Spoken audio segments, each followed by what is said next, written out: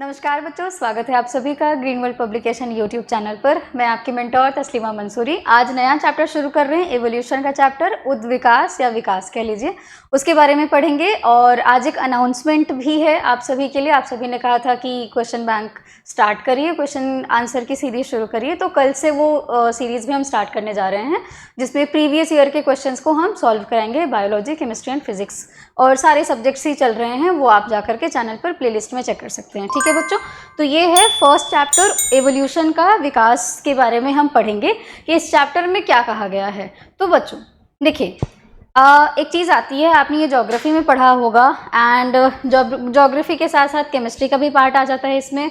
Chemistry के साथ साथ इसमें बायो भी हम पढ़ेंगे एंड फिजिक्स भी हम पढ़ेंगे, थोड़ा थोड़ा सा सब कुछ हम पढ़ेंगे।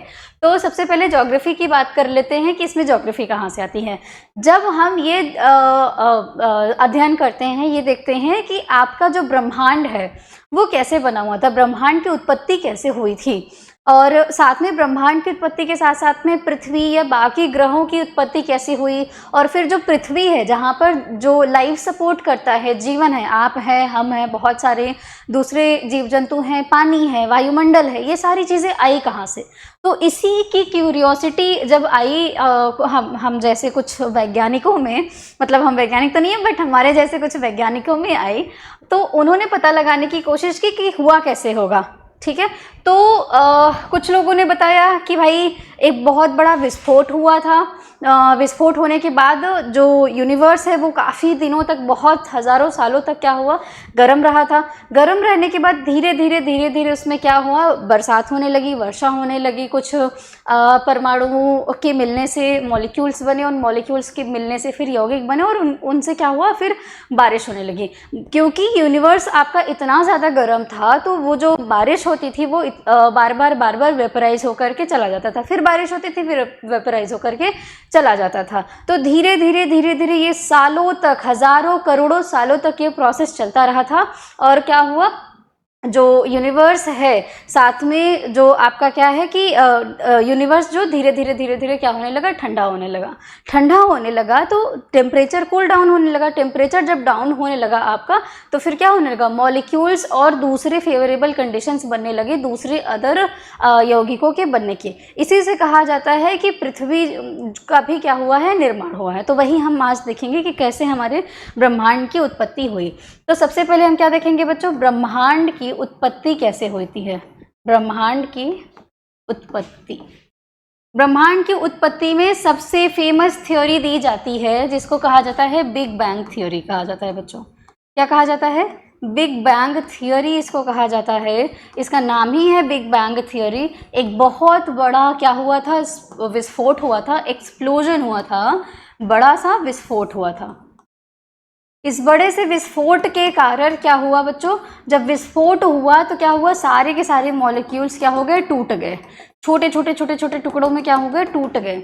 और धीरे धीरे ये टूटने के बाद क्या हो गए, यहाँ का टेम्परेचर अभी क्या है, टेम्परेचर बहुत हाई है, तापमान क्या है बच्चों, बहुत ज़्यादा हाई है। जब तापमान हाई है तो क्या हो रहा है, यहाँ पे अभी आग है, ठीक है, आग है अभी यहाँ पर। अब धीरे धीरे समय के साथ क्या हो रहा है, टेम्परेचर लो हो रहा है, और जो मॉलिक्यूल्स आपके छोटे छोटे परमाणु, हाइड्रोजन है यहाँ पर, हीलियम है यहाँ पर, हाइड्रोजन गैस है, हीलियम है यहाँ पर, इसके साथ में ऑक्सीजन कम मात्रा में प्रेजेंट है बट प्रेजेंट है। सबसे ज़्यादा मात्रा में क्या है बच्चों, हाइड्रोजन हमारा प्रेजेंट है यहाँ पर। ठीक है, तो जब विस्फोट हुआ था, विस्फोट के से लेकर के करोड़ों सालों तक क्या हुआ था, जो वातावरण था, ये वातावरण कैसा था बच्चों,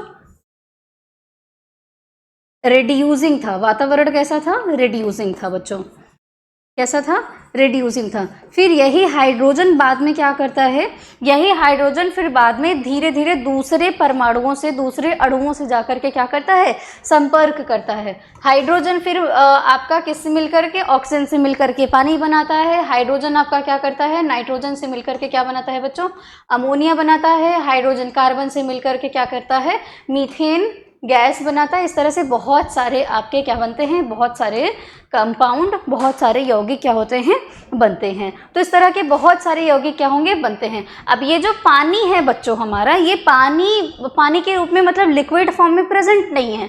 पानी किस फॉर्म में प्रेजेंट है, पानी प्रेजेंट है आपके वाष्प के रूप में प्रेजेंट है। पानी किस रूप में प्रेजेंट है? वाष्प के रूप में प्रेजेंट है।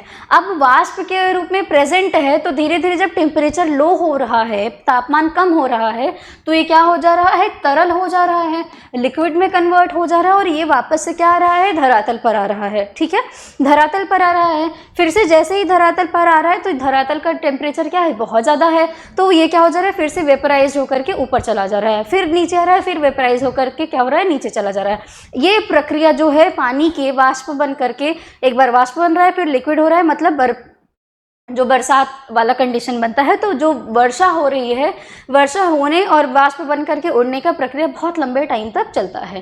फिर लास्टली क्या होता है? धीरे धीरे कुछ समय के बाद में क्या होता है बच्चों? टेम्परेचर थोड़ा सा कम होता है और क्या होता है आपका कि जो वाष्प होती है, जब वर्षा होती है तो यहाँ पर टेम्परेचर थोड़ा सा फेवरेबल हो जाता है, थोड़ा सा पक्ष में आ जाता है। तो क्या होता है, क्योंकि विस्फोट हुआ था, तो विस्फोट जो हुआ है वो इवन विस्फोट तो हुआ नहीं है कि पूरी धरातल जो है बिल्कुल सपाट सी है। तो विस्फोट होने के बाद क्या हुआ था? धरातल पर कुछ कहीं कहीं पर गड्ढे बहुत सारे आ गए थे, कहीं कहीं पर जमीन ऊंची, कहीं पर नीचे, इस तरह से गड्ढे जगह जगह पर बन गए थे। ठीक है, तो जब पानी बरसता था तो इन्हीं गड्ढों में आकर के क्या होता था? पानी, मैं गड्ढा बोल रही हूँ लेकिन ये बहुत बड़े बड़े गड्ढे होते थे।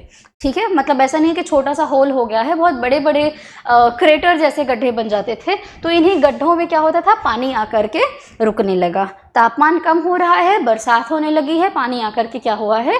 रुकने लगा है। इन्हीं पानी के रुकने की वजह से क्या बनने लगे बच्चों? महासागर बनने लगे। क्या बनने लगे बच्चों? महासागर बनने लगे। ठीक है, क्या बनने लगा? महासागर बनने लगा। अब इस यूनिवर्स में क्या हुआ है आपका? ये जो यूनिवर्स है, मैं डायरेक्ट यहाँ पर आ गई हूँ कि जो धरातल हमारा बना हुआ है, यूनिवर्स में क्या हो रहा है? ये छोटे ये विभिन्न प्रकार के क्या बने हुए हैं? परमाणु बने हुए हैं। इन विभिन्न प्रकार के परमाणुओं के बीच में क्या हो रहा है? कोलिजन हो रहा है, मतलब क्या हो रहा है? टकराव हो रहा है। तो ये जब विभिन्न प्रकार के परमाणु आपस में टकरा रहे हैं तो ये क्या हो रहा है? एक्सपैंड भी कर रहा है बच्चों। यूनिवर्स क्या कर रहा है? एक्सपैंड कर रहा है, फैल रहा है बहुत तेजी से। ठीक है, अब ये क्या हो रहा है? फैल रहा है। तो जैसे जैसे ये फैल रहा है, इनके जो परमाणु हैं आपस में वो भी क्या हो रहे हैं? दूर दूर तक फैल रहे हैं। तो ये क्या बना रहे हैं? गैलेक्सी जैसा स्ट्रक्चर बना रहे हैं। क्या बना रहे हैं? गैलेक्सी बना रहे हैं। ठीक है, अब ये जो गैलेक्सी होगा, इन्हीं गैलेक्सीज में क्या आपके हैं? ये अगर मैं इरेज कर दूँ तो, एक मिनट, इन्हीं गैलेक्सीज में क्या है? एक मिनट, सॉरी, हाँ, इन्हीं गैलेक्सीज में क्या है बच्चों आपके? आप जानते हैं कि जो गैलेक्सी होती है, गैलेक्सी को क्या कहते हैं? मुझे याद नहीं आ रहा है कि गैलेक्सी को हिंदी में क्या कहा जाता है। आई थिंक गैलेक्सी ही बोला जाता है। तो गैलेक्सी जो है आपका बच्चों, यहाँ पर क्या है? विभिन्न प्रकार के तारे प्रेजेंट है, विभिन्न तारे प्रेजेंट है, तारे। और इन तारों से, तारे क्या हैं आपके? गैसेस के बने हुए हैं। किससे बने हुए हैं? गैसेस के बने हुए हैं। ठीक है, इसके अलावा क्या बनने लगे? बहुत सारे जब परमाणु आपस में, मॉलिक्यूल्स और कंपाउंड धीरे धीरे बनने लगा तो क्या बनने लगे आपके? रॉक्स के क्या बनने लगे बच्चों? ग्रह भी बनने लगे। क्या बनने लगे? अलग अलग ग्रह भी बनने लगे, जिनमें से एक ग्रह क्या है? हमारी पृथ्वी भी है। ठीक है, क्या है बच्चों? पृथ्वी भी है। तो जो गैलेक्सी है यहाँ पर क्या है आपका? ये है गैलेक्सी, ये है गैलेक्सी। गैलेक्सी बनी तो बहुत सारे क्या होने लगे बच्चों? इनको हाँ निहारिका कहते हैं। क्या कहते हैं? निहारिका या गैलेक्सी बोला जाता है। तो इनमें क्या होने लगा? गैलेक्सी बनी नेबुला के फॉर्मेशन से बनी बच्चों। किससे बनी? नेबुला के फॉर्मेशन से बनती है गैलेक्सी। नेबुला के निर्माण से क्या बना बच्चों? हमारा गैलेक्सी बनता है। और इन्हीं गैलेक्सी में विभिन्न प्रकार के ग्रह क्या हैं? मौजूद हैं। ठीक है, इसी गैलेक्सी में क्या है? विभिन्न प्रकार के ग्रह मौजूद है। हम जिस गैलेक्सी में रहते हैं, यानी कि जो पृथ्वी वासी हैं, हम पृथ्वी पर रहते हैं, और जो पृथ्वी वासी हैं, पृथ्वी जिस गैलेक्सी में रहते हैं, उस गैलेक्सी का नाम है आकाश गंगा नाम है बच्चों। क्या नाम है? आकाश गंगा नाम है। हमारी गैलेक्सी का नाम क्या है? आकाश गंगा है। या फिर इसको क्या कहा जाता है बच्चों? मिल्की वे कहा जाता है। क्या कहा जाता है? मिल्की वे कहा जाता है। ये जो हमारी निहारिका है, जब इसको टेलीस्कोप से देखा गया था, दूरदर्शी से देखा गया था, तो देखा गया था कि बहुत सफ़ेद कलर की जो एक इस तरह से लंबी सी नदी के जैसे बहती है और बहुत टिमटिमाती हुई सी नज़र आती है। इसी वजह से इस गैलेक्सी का नाम क्या रखा गया था? आकाश गंगा का नाम इसका रखा गया था। हमारी गैलेक्सी, जिस गैलेक्सी में हम रहते हैं, जिस गैलेक्सी में सूर्य जो हमारा सोलर सिस्टम है वो रहता है, उस गैलेक्सी का नाम क्या है? मिल्की वे नाम है। अच्छा, तो जो आपका ब्रह्मांड बना, क्या बना बच्चों? ब्रह्मांड बना। तो इस ब्रह्मांड का निर्माण कहा जाता है कि 20 बिलियन वर्ष पूर्व हुआ था बच्चों। 20 बिलियन वर्ष पूर्व आपके ब्रह्मांड का निर्माण हुआ था। अभी भी ब्रह्मांड एक राज है, अभी भी ब्रह्मांड में बहुत सी ऐसी सारी चीज़ें हैं जिनका पता लगाया जा रहा है। इवन अभी सिर्फ और सिर्फ आज भी हम 21st सेंचुरी में रह रहे हैं, आज भी सिर्फ और सिर्फ एक ही ग्रह के बारे में हमें पता है जहाँ पर जीवन मौजूद है। अभी कोई और ग्रह हमें मौजूद पता नहीं चल पाए हैं जहाँ पर जीवन मौजूद हो सकता है, ऐसा अनुमान लगाया जा रहा है, लेकिन अभी इसका कोई क्लैरिफिकेशन नहीं मिल पाया है। ठीक है बच्चों, तो हमारा जो ब्रह्मांड बना 20 बिलियन वर्ष पूर्व बना। हमने क्या देखा कि बिग बैंग थियोरी ये कह रही है कि एक बहुत बड़ा सा एक्सप्लोजन हुआ था, विस्फोट हुआ था, जिससे क्या हुए थे, ब्रह्मांड में जो कण हैं वो छोटे छोटे टूटे हुए थे। फिर ये कण आपस में क्या हो गए? मिलने लगे। इन कणों के मिलने से क्या बना? निहारिका बनी, जिसको क्या कहा जाता है? गैलेक्सी कहा जाता है। ये बनी और इस गैलेक्सी में बहुत सारे सालों के बाद, बहुत सारे करोड़ों सालों के बाद क्या हुआ है? अलग अलग तरह के ग्रह, तारे, उल्कापिंड, इन सब चीज़ों का क्या हुआ? निर्माण हुआ। और इन ग्रहों पर कुछ ऐसे ग्रह थे जिन ग्रहों पर क्या किया गया? फेवरेबल कंडीशंस बनने लगे जहां पर जीवन की उत्पत्ति भी हुई। तो हम अपने पृथ्वी ग्रह के पर ही देखेंगे कि किस तरह से जीवन की उत्पत्ति हुई थी बच्चों। ठीक है, तो ब्रह्मांड तो बना 20 बिलियन वर्ष पूर्व। उसके बाद जो हमारी पृथ्वी बनी, पृथ्वी का निर्माण कब हुआ? पृथ्वी का निर्माण बच्चों बताया गया कि 4.5 बिलियन वर्ष पूर्व क्या हुआ? आपके 4.5 बिलियन वर्ष पूर्व पृथ्वी का निर्माण हुआ। 4.5 बिलियन वर्ष पूर्व क्या हुआ? पृथ्वी का निर्माण हुआ था। उसके बाद 4.5 बिलियन वर्ष पूर्व जो पृथ्वी का निर्माण हुआ, फिर क्या हुआ?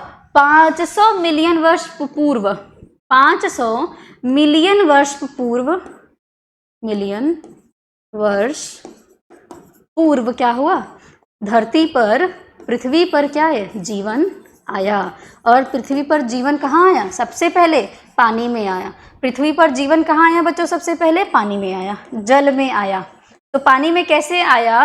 पृथ्वी पर जीवन की उत्पत्ति कैसे हुई? इससे रिलेटेड बहुत सारे लोगों ने अपनी अपनी जो विचारधाराएं हैं, उनकी जो विचार हैं, उन्होंने बताया हुआ है। उनमें से सर्वमान्य कौन सा है? सबसे ज़्यादा लोग किसको मानते हैं उसके बारे में हम अभी डिस्कस करेंगे। लेकिन सबसे पहले बहुत सारे लोगों ने जो अपना हाइपोथेसिस दिया हुआ था, उनके जो कथन थे, बिना किसी एक्सपेरिमेंट के किसी तरह का कोई प्रूफ नहीं मिला था, तो उस चीज़ को कहा जाता है हाइपोथेसिस कहा जाता है। ठीक है, तो उसी को हम देखेंगे कि बहुत सारे लोगों ने क्या कहा था। ठीक है बच्चों, तो ये चीज़ें आपको ये याद रखनी, इसलिए बार बार मैं स्ट्रेस डाल रही हूँ। ब्रह्मांड का निर्माण कब हुआ? 20 बिलियन वर्ष पूर्व हुआ था। और पृथ्वी का निर्माण कब हुआ था? ब्रह्मांड बनने के बाद 4.5 बिलियन वर्ष पूर्व आपकी पृथ्वी का निर्माण हुआ था। और पृथ्वी बनने के बाद जो हमारी पृथ्वी है, आज भी कहा जाता है कि पृथ्वी जो है अंदर से क्या है? गर्म है। पृथ्वी क्या है? अंदर से गर्म है। तो पृथ्वी क्या के बनने के बाद 500 मिलियन वर्ष पूर्व, या कह लीजिए 5 बिलियन वर्ष पूर्व क्या हुआ था? पानी में सबसे पहले जो ये बारिश हुई और महासागर बने थे, तो इन महासागरों में ही क्या हुआ? जीवन की उत्पत्ति हुई। तो इन महासागरों में जीवन की उत्पत्ति कैसे हुई, इसके बारे में हम अब जा रहे हैं डिस्कस करने के लिए कि कैसे महासागरों में उत्पत्ति हुई। उससे पहले थोड़ा सा पृथ्वी पर क्या कंडीशंस बने वो थोड़ा सा हम देख लेते हैं। ठीक है, तो हम क्या देख रहे हैं कि जो हमारी पृथ्वी बनी हुई है, धरातल बना हुआ है, तो जो पृथ्वी है, ये कहा जाता है कि पृथ्वी का जो मैटर्स आए, यहाँ पर मैटर्स मौजूद थे, तो ये मैटर्स क्या हुए? भारी तत्व अंदर की तरफ, पृथ्वी के अंदर की तरफ काफ़ी ज़्यादा अमाउंट में, बहुत नज़दीक मतलब बहुत क्लोजली प्रेजेंट थे। तो पृथ्वी का अंदर का भाग कैसा हो गया बच्चों? सघन हो गया। पृथ्वी के अंदर का भाग जो हो गया वो बहुत सघन हो गया, ठोस हो गया। ये कैसा हो गया? ठोस हो गया। इसको क्या कहा जाता है? पृथ्वी के अंदर के भाग को क्रोड कहा जाता है बच्चों। क्या कहा जाता है? क्रोड कहा जाता है। अब इस क्रोड में जो मैटर्स मौजूद थे, जो पदार्थ मौजूद थे, उसमें आपका सिलिकेट्स था, क्या था बच्चों? सिलिकेट्स थे, निकिल था इसमें आपका, निकल बोलते हैं आप, या निकिल था इसमें क्या था आपका? आयरन भी था बच्चों, आयरन भी इसमें था। निफे नाम से आप इसको जानते हो, किस नाम से जानते हो आप इसको? निफे नाम से आप याद रखते हैं। तो क्रोड में क्या मौजूद है? निकिल और फेरस मौजूद है, मतलब आयरन मौजूद है। उसके बाद बच्चों क्या हुआ था कि कुछ और मैटर आए, ये थोड़ा सा लूज थे। ये क्या थे बच्चों? ये थोड़े सा लूज थे, क्योंकि इनके मैटर जो थे वो दूर दूर प्रेजेंट थे। ये मैटर्स क्या हुए थे? दूर दूर प्रेजेंट थे, एक दूसरे के बहुत पास नहीं थे। तो ये वाला जो लेयर था, इसको अगर मैं दूसरे एक मिनट,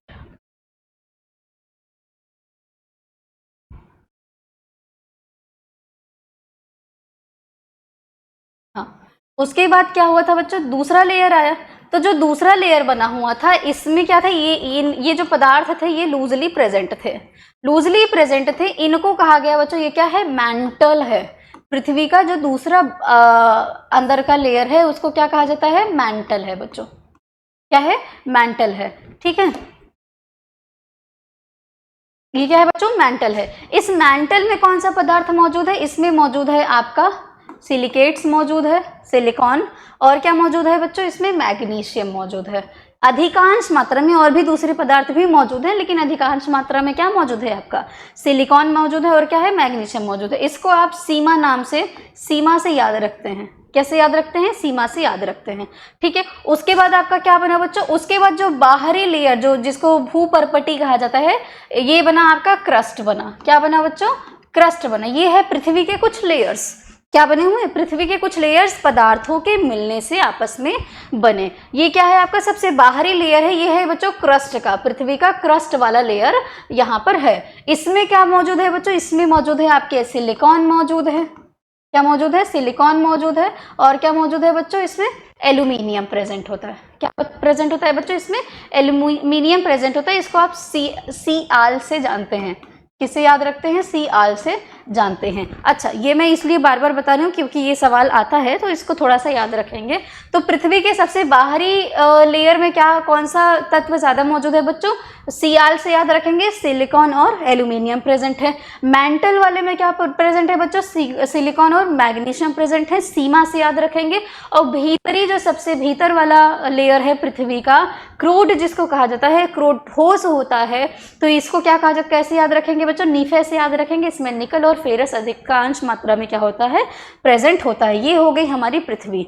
अब इसी पृथ्वी का जो आउटर लेयर है आपका, क्या? क्रस्ट वाला लेयर।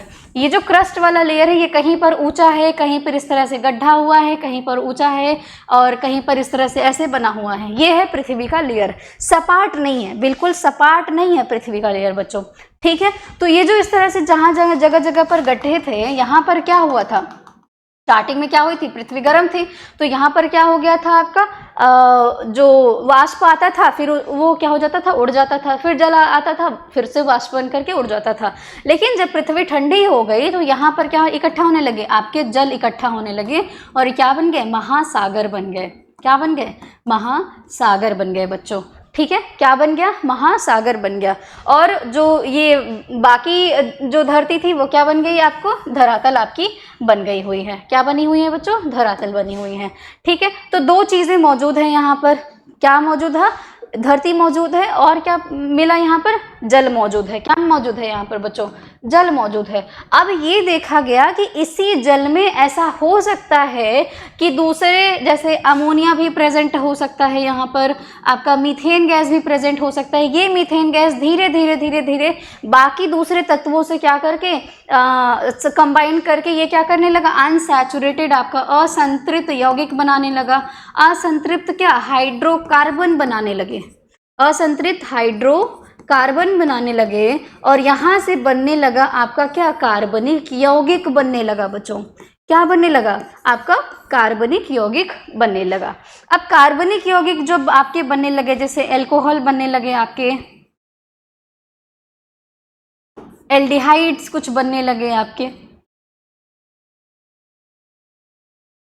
इस तरह से क्या बनने लगे आपके बहुत सारे यौगिक बच्चों बनने लगे। ठीक है, तो जब ये धीरे धीरे इसमें क्या हो रहा है कि कंपाउंड्स आपस में ही क्या हो रहे हैं, जुड़ करके डिसोसिएशन अभिक्रिया से या फिर संयोजन अभिक्रिया से क्या कर रहे हैं, एक दूसरे के साथ क्या कर रहे हैं, नया कंपाउंड बना रहे हैं। अमोनिया भी मौजूद है, तो इस अमोनिया की वजह से क्या हुआ होगा कि इनसे आकर के दूसरे कंपाउंड के साथ इसने जुड़ करके क्या बनाया होगा, अमाइनो एसिड भी बनाया होगा, जिसको आप अमीनो एसिड जानते हो। अमीनो एसिड के नाम से आप इसको जानते हैं। क्या बनाया होगा, अमाइनो एसिड बनाया होगा। क्या बनाया होगा बच्चों, अमाइनो एसिड भी बनाया होगा। अब बहुत सारे जब अमाइनो एसिड आपके बने होंगे तो ये अमाइनो एसिड किससे जुड़े होंगे, पेप्टाइड बॉन्ड भी इनमें बना होगा। क्या बना होगा बच्चों, पेप्टाइड बॉन्ड भी बना होगा। अब पेप्टाइड बॉन्ड बनने के बाद क्या हुआ होगा, पेप्टाइड बॉन्ड जब बनने लगे तो इसमें क्या होने लगा, धीरे धीरे इनके साथ में और दूसरे कंपाउंड भी बनने लगे और कुछ ऐसे कंपाउंड बनने लगे जिसमें आपके ग्लिसराइड्स आने लगे, लिपिड्स बनने लगे, ग्लिसराइड्स, लिपिड्स बनने लगे, कार्बोहाइड्रेट बनने लगे और लास्टली ये माना गया कि हो सकता है कि यहाँ पर आपके कुछ ऐसे न्यूक्लियोप्रोटीन्स बने होंगे जो बाद में क्या हुए होंगे, आपके कोशिका जैसी संरचना बनाना शुरू किए होंगे और वहाँ से पहली कोशिका बनी होंगी। ये सारा का सारा रिएक्शन कहाँ पर हो रहा है, ये सारा का सारा काम कहाँ पर हो रहा है, आपके महासागर में हो रहा है, जल में हो रहा है। इसीलिए सबसे पहला जीवन कहाँ पर आता है, जल में आता है। ठीक है, ये हो गई आपकी वो हाइपोथेसिस बच्चों जो ये मानती है, जो सबसे ज़्यादा एक्सेप्ट की जाती है, जिसको बायोकेमिकल थियोरी ऑफ एवोल्यूशन कहा जाता है या फिर जिसको bio organic theory of evolution कहा जाता है। ये वो थियोरी कहती है कि ऐसा हुआ होगा कि महासागर में जो विभिन्न प्रकार के परमाणु मौजूद थे उनसे यौगिक बने होंगे और ये अलग अलग जो यौगिक हैं आपस में इन्होंने अभिक्रिया करा होगा और कुछ अलग अलग टाइप के जो फेवरेबल कंडीशन बना रहे हैं एक सेल को बनने के लिए, ऐसे यौगिक बने हुए होंगे और इन यौगिकों से फिर क्या बना होगा, आपका जो आपके न्यूक्लियोप्रोटीन्स हैं। आप जानते हैं कि डीएनए एंड आरएनए से आपका क्या बन रहा है, प्रोटीन बन रहा है एंड डीएनए और आरएनए क्या कर रहे हैं, एक सेल बनाने की क्या करते हैं, एक कैपेसिटी रखते हैं। तो इस तरह से कुछ ऐसे यौगिक बने होंगे जिनसे सेल बाद में क्या हुआ होगा, बना हुआ होगा। ये वो थ्योरी कहती है। लेकिन इससे पहले भी कुछ ऐसी थ्योरी आई थी जिनको माना नहीं गया था। ठीक है, कौन सी थ्योरी है वो, जरा उन थ्योरीज को हम देख लेते हैं। देखिए सबसे पहली थ्योरी कौन सी है आपके बच्चों, ये कहता है, ये है आपका विशिष्ट सृष्टिवाद की थ्योरी है। ये विशिष्ट सृष्टिवाद की थ्योरी क्या कहती है बच्चों, इसको दिया था एक क्रिश्चियन फादर हैं, फादर सुरेज करके नाम है, सुआरेज कहा जाता है या सुरेज आप बोल लीजिए या सुआरेज कहा जाता है इनको, SUA, ये इनका नाम है। ठीक है, फादर सुआरेज। इन्होंने कहा था, ये बेसिकली इन्होंने बाइबल में एक लेख लिखा हुआ था, उसके हिसाब से इन्होंने ये चीज़ कही थी। इन्होंने कहा था कि पूरा विश्व है जो है, विश्व, पूरी सृष्टि, ब्रह्मांड माफ कीजिएगा, ब्रह्मांड का निर्माण जो है वो कितने दिनों में हुआ था, ब्रह्मांड का निर्माण जो है बच्चों वो 6 दिनों में हो गया था। इनके अनुसार ब्रह्मांड का निर्माण कितने दिनों में हुआ था, 6 दिनों में हो गया था। कैसे हुआ था बच्चों, इन्होंने कहा कि पहले दिन स्वर्ग बना, क्या बना, स्वर्ग बना और नरक बना।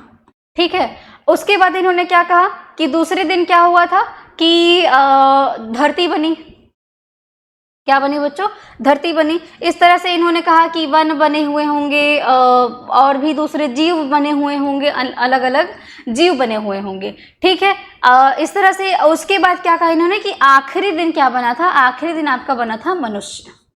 आखिरी दिन क्या बना था बच्चों, मनुष्य बना था। उस मनुष्य में सबसे पहले इन्होंने बनाया था, मतलब किसने, भगवान ने बनाया एक आदमी को। किसको बनाया, आदमी को बनाया। उस आदमी का नाम क्या रखा, एडम। आदमी का नाम क्या रखा बच्चों, एडम। इस्लाम में इनको आदम के नाम से जाना जाता है, आदम अलैहिस्सलाम बोलते हैं, और क्रिश्चियन इनको एडम कहते हैं। ठीक है बच्चों, और जब एडम को बनाया भगवान ने, इस आप मान लीजिए कि एक धार्मिक हाइपोथेसिस है। तो एडम को जब बनाया गया तो एडम ने कहा कि मैं तो अकेला हूँ, मैं इस संसार में कैसे रह पाऊंगा, दूसरे जीव को आपने बना दिया हुआ है, आपने पानी बना दिया हुआ, आपने धरती बना दिया हुआ है, फूल बना दिया हुआ, लेकिन मैं कैसे रहूँगा, मैं तो अकेला हूँ, मुझे और किसी से कोई मेरी भाषा समझता नहीं है। तो जब एडम को अकेला सा लगने लगा तो भगवान ने और किसको बना दिया, भगवान ने एक महिला बनाई, और कहा जाता है कि महिला इन्हीं की रिब से बनी हुई थी, इन्हीं के जो अस्थि पंजर होता है उससे बनी हुई थी। तो उनका नाम क्या था, उनका नाम था ईव। क्या नाम था बच्चों, ईव। ये क्या है, ये महिला हैं, इनकी साथी आ गई, इनकी कंपेनियन आ गई, कौन, ईव आ गई हैं। ठीक है, एडम और ईव आए, और फिर एडम और ईव के मिलने से धीरे धीरे क्या हुआ, मनुष्य जाति का विकास होने लगा। अच्छा, ये तो हो गई एक धार्मिक मान्यता के हिसाब से, जिसको विशिष्ट सृष्टिवाद कहा जाता है, थ्योरी ऑफ स्पेशल क्रिएशन कहा जाता है, जिसमें सारा का सारा क्रेडिट किसको दिया जाता है कि भगवान ने ये चीज़ों का निर्माण किया हुआ है। ठीक है, अब उसमें नहीं जाना है, डिबेट नहीं करना है, क्योंकि हमें अपना काम करना है, हमें बायोलॉजी पढ़नी है, उसी में रहेंगे हम। ठीक है, ये हो गया। अब इसको चलिए, ये तो इस चीज़ पर हम कोई ज़्यादा जान ही रहे कि क्या हुआ कैसे हुआ था, इस पे हम नहीं जा रहे हैं। लेकिन यहाँ पर थोड़ा सा ये जो आया कि 6 दिनों में पूरी की पूरी सृष्टि का निर्माण हुआ, ये भी चलो एक बार को मान लिया कि हाँ, हो सकता है कि 6 दिनों में पूरी की पूरी सृष्टि का निर्माण हो गया होगा। लेकिन इन्होंने कहा, बाइबल में लिखा कि जो आपकी जो पृथ्वी है, पृथ्वी जो है ये 4000, नॉट पृथ्वी लाइफ, जो यस पृथ्वी का निर्माण जो है बच्चों, पृथ्वी का निर्माण 4000 साल पहले हुआ था। पृथ्वी का निर्माण कब हुआ, 4000 साल पहले हुआ था। अच्छा, अगर आप लोग थोड़ा बहुत हिस्ट्री में इंटरेस्टेड हैं, थोड़ी बहुत बाकी चीज़ें पढ़ते हैं, तो आपने पढ़ा होगा कि हम थोड़ा सा इंडस वैली सिविलाइजेशन के बारे में पढ़ते हैं, सिंधु घाटी सभ्यता, और हिस्ट्री में पढ़ते हैं जब प्रागैतिहासिक मानव आपके आए हुए थे। हम ह्यूमन इवोल्यूशन के बारे में भी अपने चैप्टर में पढ़ेंगे। तो हम देखते हैं कि हज़ारों करोड़ों सालों वाला जो मानव का इतिहास रहा था वो उनका रहा था। तो कैसे पृथ्वी का निर्माण सिर्फ 4000 साल पहले हो सकता है, जबकि पृथ्वी का निर्माण हमने कब देखा था, 4.5 बिलियन वर्ष पूर्व हुआ था पृथ्वी का निर्माण। तो ये वाला जो फैक्ट इन्होंने फादर सोअरेज ने कहा, ये वाला फैक्ट क्या हो गया, गलत हो गया था। और एक और चीज़ इन्होंने कही, इन्होंने कहा कि जो मनुष्य है, जिस भगवान ने जब मनुष्य को बनाया, तो जिस फॉर्म में मनुष्य को बनाया भगवान ने, मतलब अभी जो हमारा फॉर्म है, हम सीधे खड़े हो सकते हैं, हमारे 2 हाथ हैं, जो 4 लिम्स हमारा होता है, उससे हम खाने पीने लिखने इन सब चीज़ों का काम करते हैं, और अपने पैरों की मदद से हम चलने का काम करते हैं। तो फादर सोअरेज ने कहा कि यही हमारा स्वरूप हमेशा से रहा है, जब से सृष्टि का निर्माण हुआ है। तो ये बात भी गलत हो गई, क्योंकि एक्सकैवेशन जब हुआ, जब खुदाई हुई, तो बहुत सारे मानव की खोपड़ियाँ, अस्थियाँ और बहुत सारी चीज़ें मिली हमको, जिनसे हमें पता चला कि असल में जो हमारे पूर्वज रहे थे, जो हमारे पहले के मानव रहे थे, वो हमारे जैसे नहीं दिखते थे, उनका फेस फीचर हमारे जैसा नहीं दिखता था, उनका जो जो मस्तिष्क का विकास है वो इतना नहीं हुआ था जितना आज के मानव का हुआ है। ठीक है, तो ये बात भी इनकी गलत हो जाती है, और स्पेशल क्रिएशन में ये बात दो बातों की वजह से इस हाइपोथेसिस को क्या कर दिया जाता है, गलत साबित कर दिया जाता है। कि गलत साबित करने का मतलब है कि इसको इतना माना नहीं जाता है कि इन्होंने जो बातें, जो दावा किया, इस हाइपोथेसिस को क्या कर दिया जाता है, गलत साबित कर दिया जाता है। अच्छा, इसके बाद आते हैं दूसरी चीज़, आपको क्या कही गई, दूसरा कह रहा है कॉस्मोजोइक थियोरी। ये क्या कह रहा है, ब्रह्मांडवाद सिद्धांत कह रहा है। ब्रह्मांडवाद, देखिए बिग बैंग थियोरी में कहा गया कि भाई जब पृथ्वी के बनने से पहले यूनिवर्स का निर्माण हुआ, ब्रह्मांड का निर्माण हुआ, एक छोटे से पदार्थ जिसको इलेम कहा गया है, कुछ बहुत सारे लोग अलग अलग नाम देते हैं। इन्होंने कहा कि किसी एक छोटे से पदार्थ से क्या हुआ होगा, एक विस्फोट हुआ होगा, एक काफ़ी बड़ा विस्फोट हुआ होगा, जिससे वो क्या हो गया, छोटे छोटे टुकड़ों में टूट गया होगा। अब जब छोटे छोटे टुकड़ों में टूटा हुआ होगा, तो जब बहुत सारे फिर अलग अलग तरह के परमाणु आकर के मिलने लगे, तो उनसे क्या बनने लगा, बहुत सारी गैलेक्सीज बनी। ठीक है, बहुत सारी गैलेक्सीज बनी। तो ऐसा तो नहीं है कि सिर्फ एक ही आकाशगंगा मौजूद है, दूसरी आकाशगंगाएं मौजूद नहीं हो सकती हैं, मौजूद हैं, है ना, ये हम आज भी मान के चल रहे हैं। तो कुछ ऐसे साइंटिस्ट हैं जिनका ये मानना है कि ऐसा हुआ होगा कि दूसरी आकाश गंगाओं में कुछ जीव द्रव्य मौजूद हुए होंगे, कुछ कोशिकाएं मौजूद हुई होंगी, कुछ पहले के जीव मौजूद हुए होंगे, जिनका जब ये पृथ्वी से टकराए होंगे, क्या किए होंगे, ये पृथ्वी से टकराए हुए होंगे बच्चों, तो वो प्रोटोप्लाज्म, वो जीवों का कुछ अंश पृथ्वी पर आया होगा। ठीक है, वो जीवों का अंश क्या हुआ होगा, पृथ्वी पर आया होगा, और फिर जाकर के पृथ्वी में क्या हुआ होगा, और कहाँ पर, महासागरों में जीव की उत्पत्ति हुई होगी, किसी जीव का उत्पादन हुआ होगा। उत्पादन मतलब उत्पत्ति, वो जो नेचुरली उनकी उत्पत्ति होती है वो हुई होगी। ठीक है, अच्छा चलिए, ठीक है, एक बार को अगर हम इस चीज़ को मान लें कि हाँ हो सकता है, क्योंकि बहुत सारी गैलेक्सीज यहाँ पर प्रेजेंट है, ऐसा हो सकता है कि किसी प्लैनेट पर जीव मौजूद हो। ठीक है, एक बार को अगर हम ये मान लें तो हम ये भी मान के चलते हैं कि धरती के बाहर जो एनवायरनमेंट है, जो वातावरण है, अगर कोई दूसरी चीज़, मान लेते हैं कोई उल्का पिंड या कोई ग्रह आकर के पृथ्वी से टकराता है, अगर कोई ग्रह आकर के पृथ्वी से टकराता है तो कोलिजन होगा। जब कोलिजन होगा तो क्या होगा, विस्फोट होगा, और इतना भयंकर विस्फोट होता है कि जो भी चीज़ें होंगी इस ग्रह में, वो क्या हो जाएंगी, सब की सब नष्ट हो जाएंगी। क्या हो जाएंगे बच्चों, नष्ट हो जाएंगे। तो जीव भी तो नष्ट हो जाएगा, वो जो प्रोटोप्लाज्म है वो भी तो नष्ट हो जाएगा। तो पॉसिबल ही नहीं है कि इसका ट्रांसफर पृथ्वी के किसी भी जगह पर हो सके। ठीक है, जिसकी वजह से क्या होता है, ये वाले भी हाइपोथेसिस को क्या माना जाता है, इसको भी गलत माना जाता है कि ऐसा नहीं हो सकता है कि दूसरे ब्रह्मांड या दूसरी जगहों से कोई चीज़ आई होगी और पृथ्वी पर आने की वजह से ट्रांसफ़र हुआ होगा और यहाँ पर जीवन की उत्पत्ति हुई होगी। क्योंकि एक तो यहाँ के और पृथ्वी के टेम्परेचर में डिफरेंस है। ठीक है, दूसरा जब कोलिजन हो रहा है तो चीज़ें क्या हो रही हैं, नष्ट हो जा रही हैं, और बहुत टाइम के बाद कोई फेवरेबल कंडीशन बन रहा है, जो कि पॉसिबल ही नहीं है कि पृथ्वी पर फिर जीवन की उत्पत्ति इस सिद्धांत के अनुसार हो। इसलिए ब्रह्मांडवाद सिद्धांत को भी क्या कर दिया जाता है, गलत साबित कर दिया जाता है, गलत माना जाता है। ठीक है, अच्छा, इनके जो प्रणेता हैं, इनके प्रणेता कौन है बच्चों, रिक्टर हैं। ये इस चीज़ को मानते हैं कि हाँ, कॉस्मोजोइक थ्योरी जो है, इस तरह से कुछ पृथ्वी पर जीवन की उत्पत्ति हुई होगी। प्रलयवाद या आकस्मिक अकार्बनिक उत्पत्तिवाद क्या कह रहा है बच्चों, ये भी थोड़ा थोड़ा सा आपके कॉस्मोजोइक सिद्धांत की ही तरह है। क्या नाम है इसका, थियोरी ऑफ कैटास्ट्रोफिज्म या फिर sudden creation of inorganic compounds.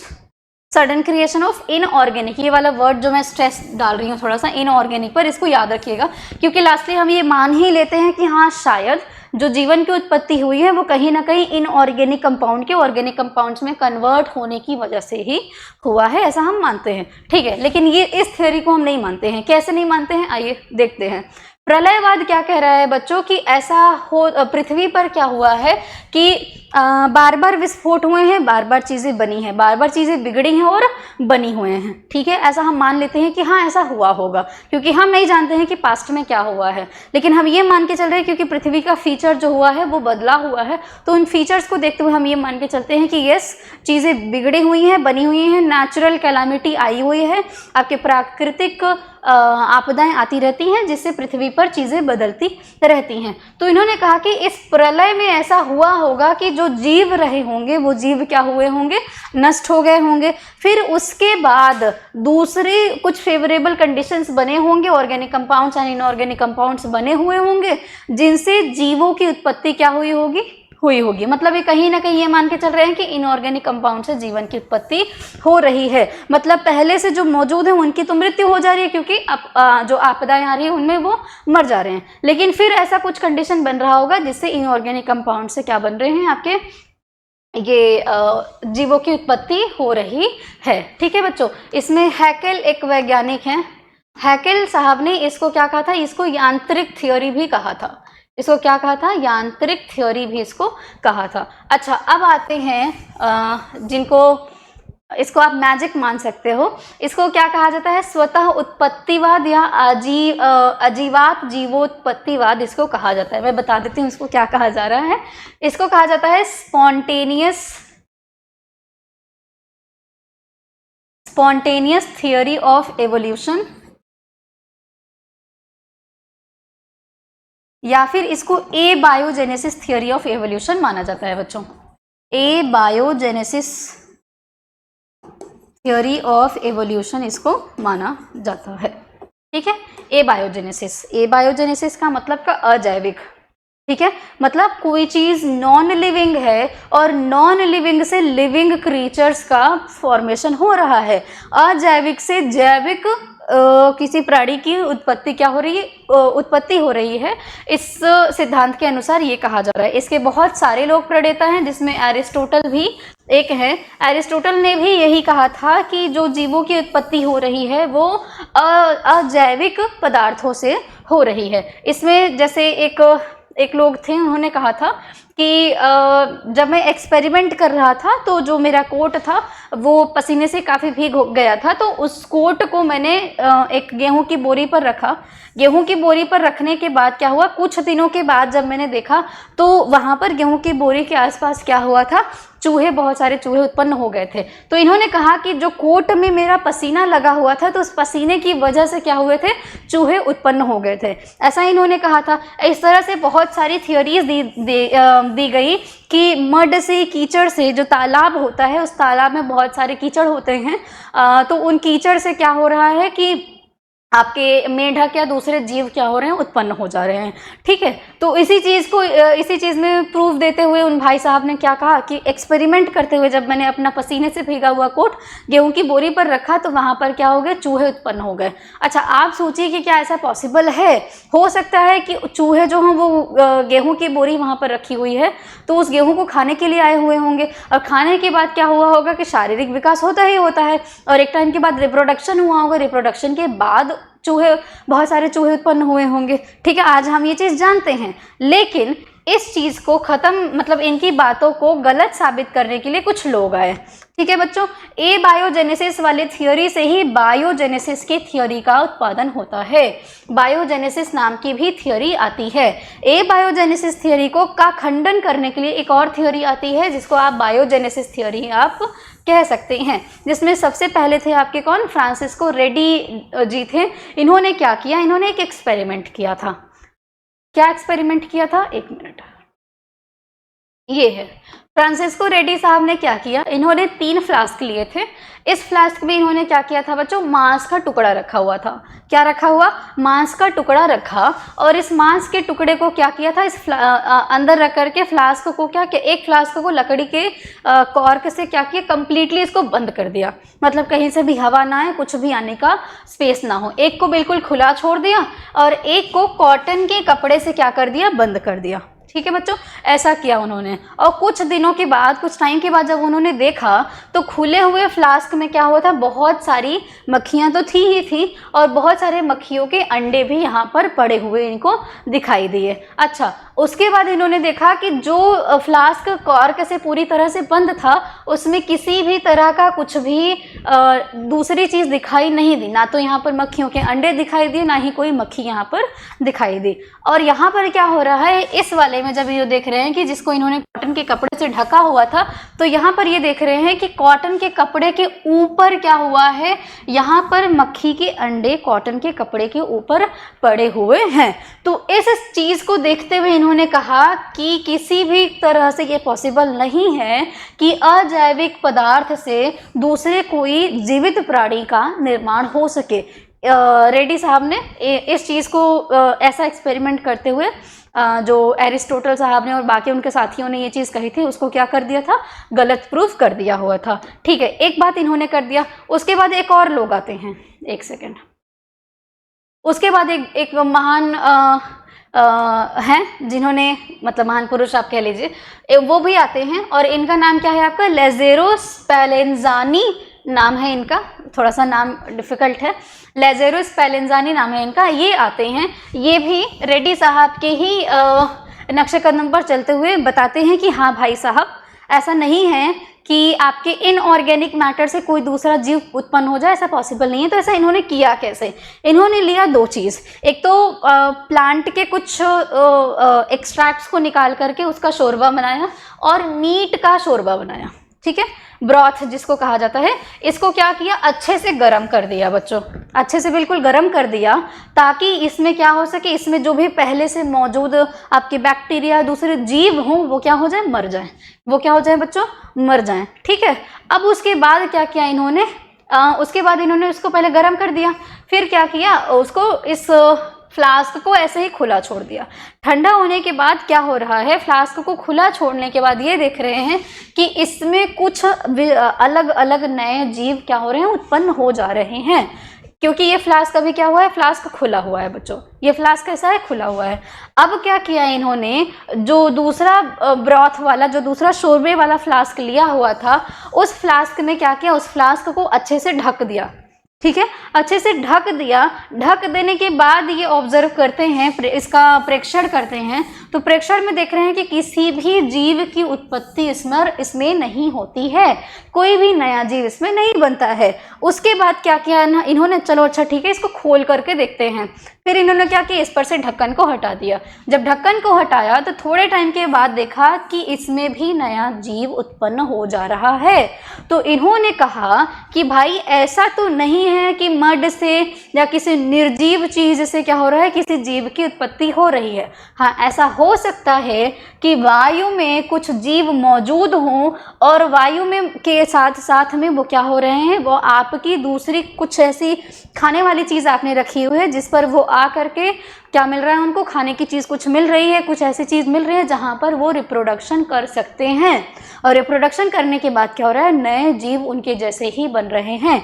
यानी कि यहाँ से एक ये बात निकल कर के आती है, एक तथ्य ये निकल कर के आता है कि जो नया जीव बन रहा है वो प्री एग्जिस्टिंग जीव से ही बन रहा है, यानी नए जीव की उत्पत्ति पहले से मौजूद जीव से ही हो रही है, ऐसा इन्होंने कहा। ठीक है, रेड्डी साहब ने भी यही कहा था एंड स्पेलेंजानी साहब ने भी यही कहा था कि जीव की उत्पत्ति पहले से ही मौजूद जीव से हो रही है। ठीक है बच्चों, कोशिका का सिद्धांत याद करिए। स्लाइडेनसॉन ने क्या कहा था, ओमनी सेल्यूली सेलुला कहा था कि जो नई कोशिका बन रही है वो पुरानी कोशिका से बनती है। इसीलिए यहाँ पे भी ये बात साबित होती है कि जो नया जीव बन रहा है वो पहले से मौजूद जीव से बन रहा है। ठीक है, फिर भी बहुत सारे लोगों ने नहीं मानी इनकी बात को। जब बहुत सारे लोगों ने नहीं मानी और भी विवाद चलता रहा कि नहीं ऐसा नहीं हो रहा है, चलती रही बातें कि आप बड़े महान हैं, इस तरह से विवाद होते रहे। तो जब विवाद होता रहा तो लुई पाश्चर आते हैं। कौन आते हैं, लुई पाश्चर आते हैं। और पाश्चर साहब कहते हैं कि चलो अच्छा कोई बात नहीं, मैं भी ट्राई करके देख लेता हूँ। तो लुई पाश्चर आते हैं और इन्होंने क्या किया, इन्होंने एक जो फ्लास्क यूज़ किया उसमें एक बड़ा टेढ़ा सा डंडा लगा दिया। मतलब ऐसे देख लो कि ये जो फ्लास्क है इसका मुंह क्या कर दिया, पतला कर दिया और थोड़ा टेढ़ा भी कर दिया। जब मुंह पतला कर दिया और टेढ़ा भी कर दिया तो इसमें जो जीव आएगा वो आसानी से फ्लास्क के अंदर नहीं जा पाएगा। तो अब हम देखेंगे कि क्या हो रहा है, नए जीव की उत्पत्ति पुराने जीव से हो रही है या फिर जो हमारे इनऑर्गेनिक मैटर से जीव की उत्पत्ति हो रही है।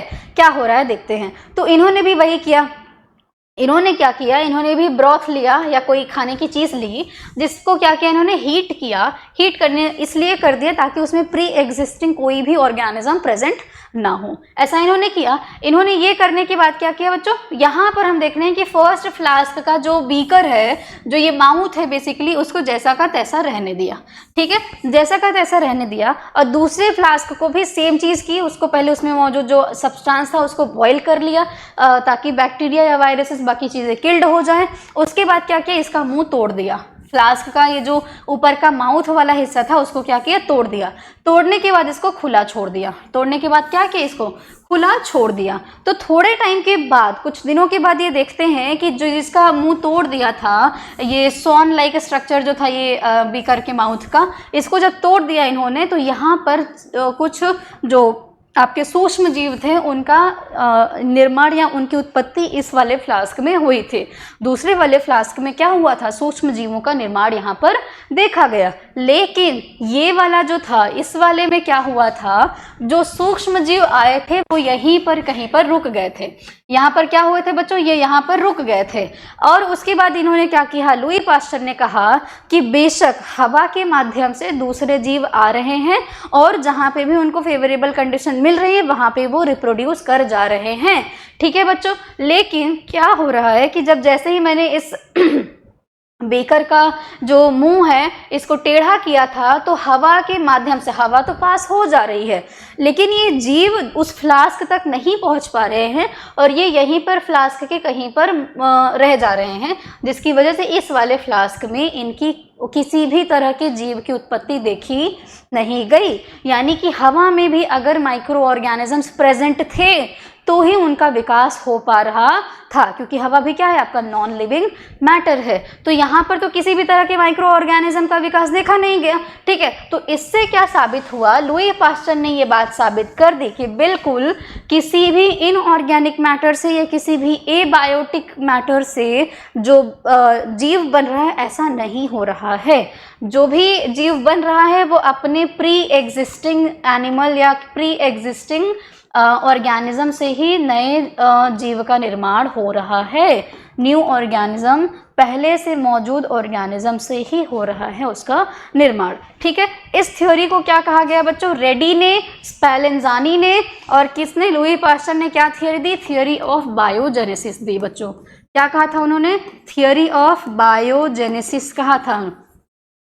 जैविकवाद सिद्धांत आप कह सकते हैं इसको। कौन सा सिद्धांत दिया था, जैविकवाद का सिद्धांत दिया था। इसके बाद हम डिस्कस करेंगे बच्चों लास्ट, जो हमारा लास्ट नहीं रहेगा, मतलब जीवों की उत्पत्ति कैसी हुई थी उस चीज़ के डिस्कशन में हमारा द मोस्ट एक्सेप्टेबल जो सिद्धांत था, जो प्रिंसिपल था, जो मैंने डिस्कस भी किया आज की बिल्कुल बिगिनिंग में पृथ्वी के निर्माण के बारे में जब हम डिस्कस कर रहे थे, बायोकेमिकल थियोरी ऑफ एवोल्यूशन, उसके बारे में हम डिस्कस करेंगे और वो मैं कल डिस्कस करूंगी। ये एक ओवरव्यू था चैप्टर का, तो मैं आशा करती हूँ कि आपको क्लास समझ में आया होगा। और कल से एक और सीरीज स्टार्ट होने वाली है, मैं क्वेश्चन आंसर भी कराऊंगी प्रीवियस ईयर का, तो आप सभी लोग बिल्कुल अच्छे से तैयारी करते रहिए और लेक्चर्स को देखते रहिए और फीडबैक अपना देते रहिए। एंड जहाँ पे भी डाउट आ रहा है प्लीज़ आप डाउट्स अपने क्वेश्चन में पूछा करिए। ठीक है, तो अपना ख्याल रखते रहिए। बहुत बहुत धन्यवाद आप सभी लोगों का।